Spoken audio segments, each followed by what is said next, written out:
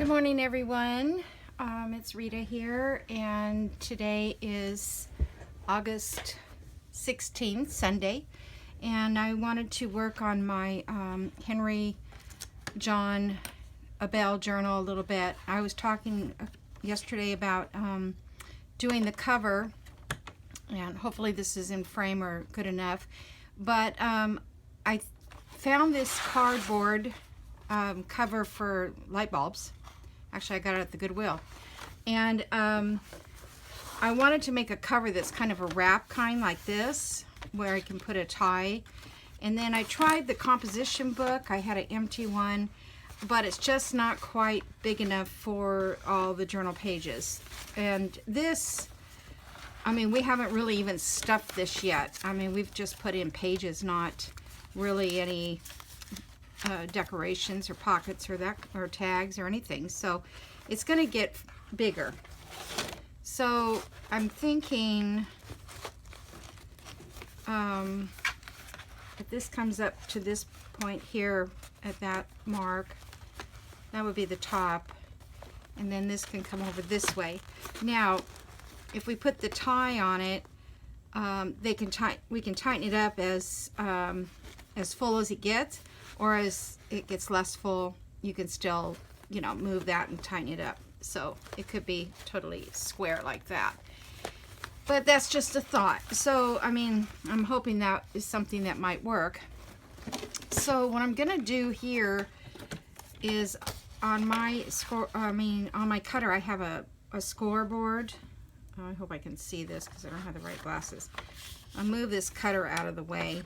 But this one here will score the pages.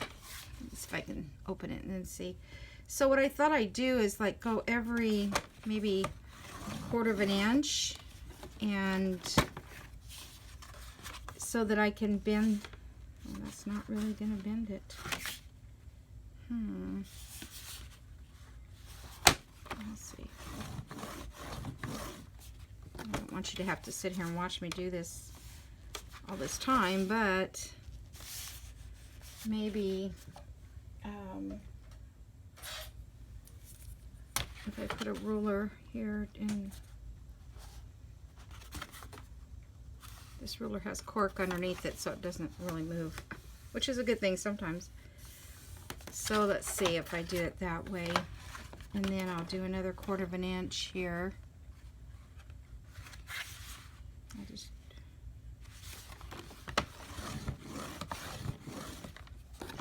Well, the reason I'm doing this is because I want to give the spine a little curvature, and I think it'll be a little easier to put it together. I think I've seen someone do something like this, so I couldn't tell you who. This paper does not even want to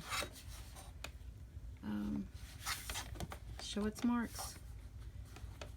It's right there. Oops. It doesn't have to be perfect. It's just you don't want to crease this cardboard. You don't want it to have creases. You want it to evenly distribute the bend.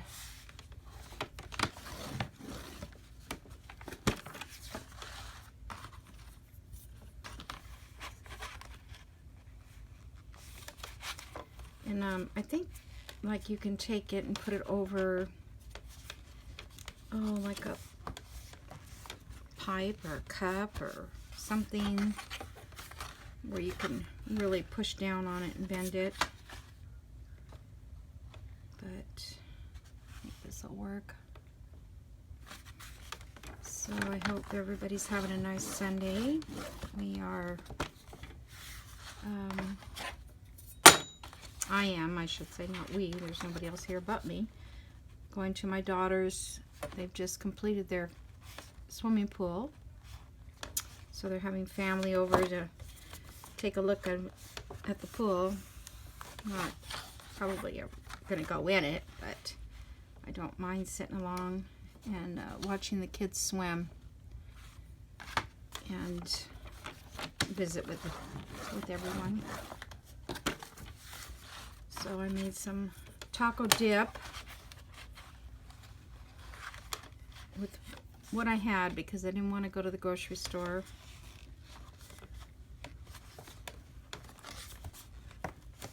So I had taco seasoning mix, and I had cream cheese, and I had salsa. And so then I went to All Recipes, which is online, and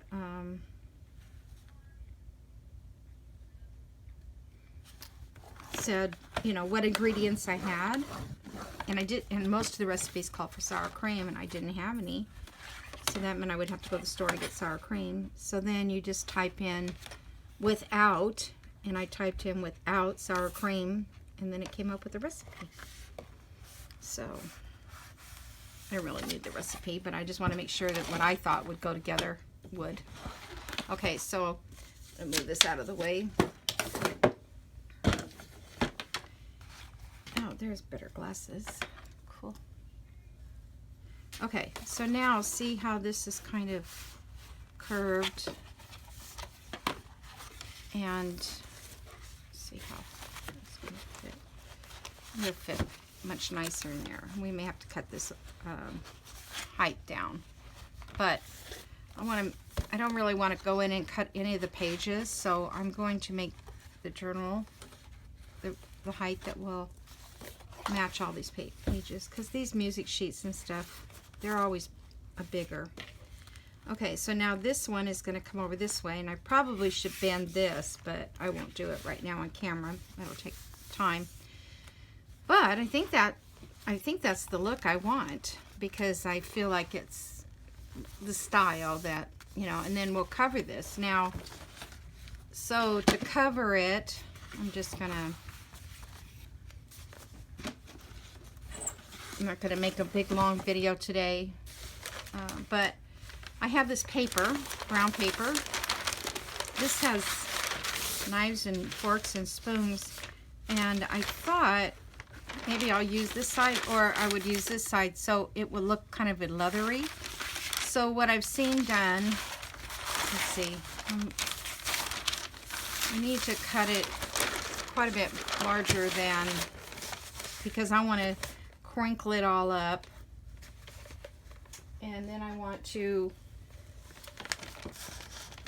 I don't know if I'm going to copy dye it or just ink it, and then copy dye it. Either way, I've got plenty of this brown paper, and if one doesn't work, I'll try the other. Okay, so now we just take this and punch it all up nice and tightly. I mean, this is what we used to do years ago in school. And then I'll have to get out my gel, like decoupage stuff. You can use just water and glue, but I like the gel medium. It dries with a real nice matte finish.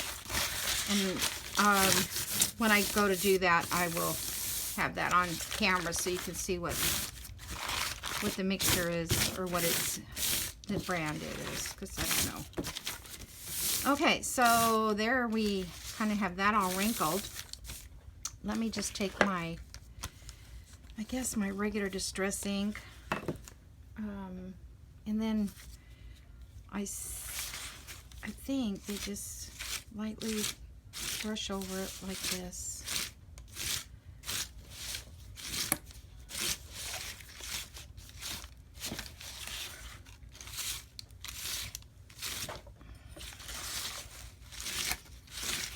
Even if I put the knife and spoon, I like the black bit of it, so I don't think it'll show up that much by the time I put something else on the front. Thinking about some old pictures. A friend of mine gave me those cabinet cards, but it would take a lifetime to use them up. I may put them on Etsy for sale. Okay, so right now This is still a little wet. So I would do that for the outside and on the inside. And this is ripped, so I'll just put some heavy masking tape or packing tape or something like that, and then I may reinforce this edge here. Something. I might put some fabric on the inside as well. I love, I don't know if I have any black and white or brown and white fabric.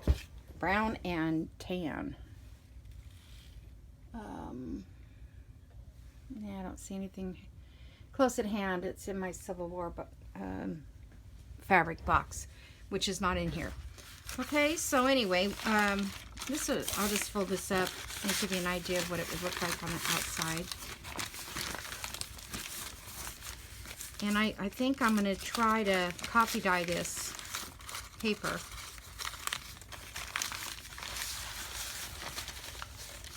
Just give it a little bit of a look here.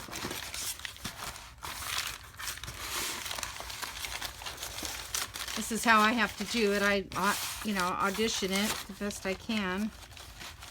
Let me put these in just so we can see how.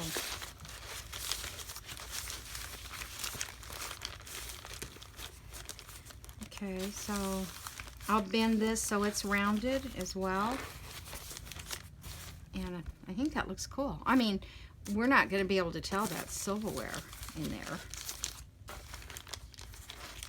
And I may reposition it to have it come better on this, look better on this side. Or I can actually put a piece of other paper over the top of that to decorate. This will be something like this on the back. I think that's going to look pretty cool myself. So anyway, I will, I'm thinking maybe I should put this on the cover and then I'll come back and show you what I've done, because I think you get the idea that basically you're going to bend your cardboard, and you can use that cardboard that comes from like this was cardstock chipboard. It's too thick. It's not bendable. And then the things that come that are free, UPS. Hold on. These things. What is that? Priority mail. These work really well too. I just pulled out that light bulb thing because I'm like, how long am I going to keep that light bulb? But this one I'll probably use in another situation like that. With this one you can fold it in half this way. And it also just makes a nice heavy-duty journal cover. Either way. Alrighty, so that's the gist of it for today. I might come back with another video a little later. I'm not sure. I did yesterday, while I have you here, I made some little clusters, and I don't know if they'll go in here, but I was just fooling around. This is my little book that I have stamps. It's a stamp. You buy these stamp pages at the craft store, and then the things don't really stay in there like I thought they would. So then I bought these are for dollar bills, you know, for collectors, and they're really nice sturdy pockets. And then I cut this out, and they actually just slip right into those. So I'm gonna get more of these. I think put these little ones in these and then just slide them down. I thought I had another one here somewhere. Yeah, here's one. So see here, I can put one in this pocket, and I can put one in this pocket, and I can keep all my things and get some more of these and put in a notebook, because otherwise they do tend to just keep sliding out. And I think that'll keep them in there secure. I was trying to think of another way this morning to clean this all up. I did take some, there's another one that's loose. I took some of your, you know, those junk envelopes, and I thought, well, maybe I could make a little folder with these where you stick this inside of this, and you can make you could put several together, and then it makes like a little flip book like this. Now it doesn't want to flip there like that, and you could see what was in the window, but I could see from doing that that these are not going to stay. They're not going to stay in there. So anyhow, I'm going to get some more of those. They're a little expensive, but they're worth it. And I also have one that has all the pages where you glue them in with the Gustinelli made one, and Edith at Scrapbooking with Me has made them. They're very popular, but it's very cumbersome, and then you got to go flip through all the pages, and that's what I was trying to avoid doing, keeping it in a smaller section. But I guess this will work. So anyway, what I was going to tell you is I made these little fabric clusters, not that one, yesterday. Just there was I think Shabby Dabby Doodah, Tina, did a fabric cluster thing where she sewed the fabric all the way down one sheet, and then she cut them apart. Or I think she maybe have done it with paper, not fabric. Anyway, so when you sew them all down the sheet, then you can cut them across, and you've got different fabric on every one of the little squares. So that's kind of what I did, but I don't think it works as good with fabric. I have to watch her video again, make sure that I'm doing it right. But either way, I like the little, these little things. They're like, they just decorate a page, they decorate an envelope, you could put them in a corner and use it as a little tuck. They're just so much fun to have, and they are so much fun to make. This one was so cute, this butterfly one. And you can just let and you can use up these itty bitty, this is a little tiny lace pack, a piece of lace I had. And this too, I had enough to do maybe 3 of them, that's all. And then I have these little tickets.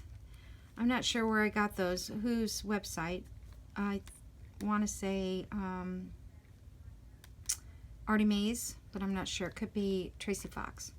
But anyway, they're very tiny, and they're great on little things like this, because you want to put, you know, like 3 or 5 things. So I thought 1, 2, 3, 4, and then the music sheet under here would be 5.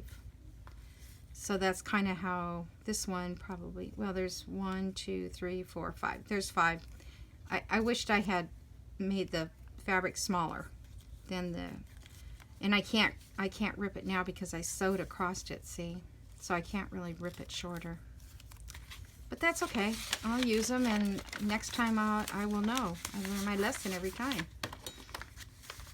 And then I did this flip, and this goes in the little pokey golden book that I'm going to be making. And it's just like 4.5 inch wide piece of scrapbook paper, and you just fold it up, and then I trim the corners, fold this down, put a little something there, it doesn't matter what, and that holds it. So that's a big journal spot. So you can glue that down into a page, and you can also you can glue it on each side here, so that when you put it on the journal page, you can tuck something in there. But you just want to make sure that it's something flat, because they are going to be having to write over that. Anyway, I thought those were so cute, and you could make tons of them at one time. This one here, it came with the kit, and I'm going to put this in the Henry journal. And then I decided to put a little grommet in the envelope there, and then it just stays on there like that, and it just looks like a little secret envelope. And I guess I'm not sure how I tied it now. Okay, how did I do that? I think I probably did it like about there, like that, and then and I tied it the other side. But either way, it's just a cute little embellishment to put on an envelope. And I use that baker's twine. Well, I'm not doing so well, but I'll fix it when I put it in the journal. And then this one here was just a piece of scrapbook paper, and I got it wet, I don't know, and it bled. So I probably won't get to use this, but all it is a perfect square. And you can use any size of paper you want, like that, you know, any size, but it just needs to be square. And then you kind of do, you know, kind of get yourself an idea of where the middle is. And I actually just kind of fold it. I don't think it matters if it's folded. And then you bring this side in to meet, and then this side up. And there's just enough for you to run a little bead of glue right there. And this part here, I usually fold it up just a hair higher than the two sides. And that gives that little lip there. And then this one up here too, I fold down lower so that I have this little lip. And then this just sits right inside of there. I put that little thing there, or you can do it this way. It doesn't, either way. And you can cut this across. Maybe I'll just do that so you can see. So that way it slides in. And you can glue it off and make it an envelope, or you can leave it open so that they can journal inside. So it's kind of a cool little project. So I hope you saw something today that will help you come up with some ideas. I'll be working on this cover next and get it organized, and then we'll start working on these pages. Not sure if we need to make, I know we're going to put a few pockets, but I wasn't planning, I've got this little guy to put in here. I wasn't planning on putting a whole bunch of, this is going to go in this way, a whole bunch of decoration, because I just feel like it's a journal that somebody might use to write a lot of family history in, since it is a historical style journal. So some of the pages, like this, Kansas doesn't have anything to do with him, but you know, he's from Ohio. So I don't know, this side has got Ohio. I think Ohio's over here. Yeah, Ohio's over here. But anyway, so we may cover some of that. Yeah, there's Ohio, Southern Ohio. And Oklahoma, we'll move that. And ironically, he lived in Texas. I don't know. I'm going to see my granddaughter today who studies family history at college. And I'm going to talk to her today and just see if she can give me some information to find more on him. I thought maybe I'd write up a little something to put in the journal that relates to his history. Just if somebody, you know, is interested in that. I love history. I think I love more about people that are not history, you know, they're just average everyday people. Of course, he was a doctor, so he wasn't the average, but you know, people that are daily lives are people don't take a look at it and see how important some of those people are in everyone's life. All right, well, that was it for today, so thank you for joining me at this point, and I may come back later. I'm going to tea dye this first, or coffee dye. I don't tea dye because I never have any, and I use instant coffee too. You know, a lot of people don't have drink coffee or have brewed coffee. You just buy at the dollar store a little jar of instant coffee and just mix up a little bit what you think.